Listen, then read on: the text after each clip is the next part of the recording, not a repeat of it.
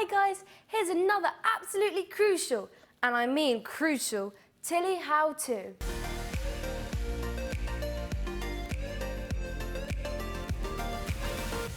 How to stop your eyes crying when you're cutting an onion.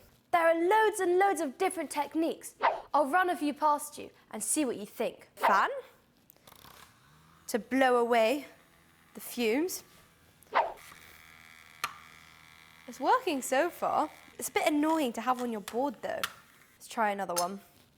They say if you light a candle. Not crying. Oh no, I can feel it. Having a whistle in your mouth. You have to blow it. Ow. Ah, it didn't do anything. No, I can feel it. That just hurt my ear. Having a spoon in your mouth?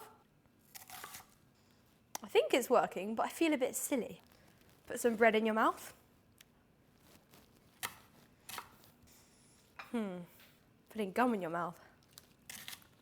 I'm still gonna cry. Some goggles. Here, I'm definitely not gonna cry when chopping the onion. I feel like a scientist. But the one I mainly do is I just chop around the core and keep the core in the middle. And if you don't cut that, you shouldn't cry.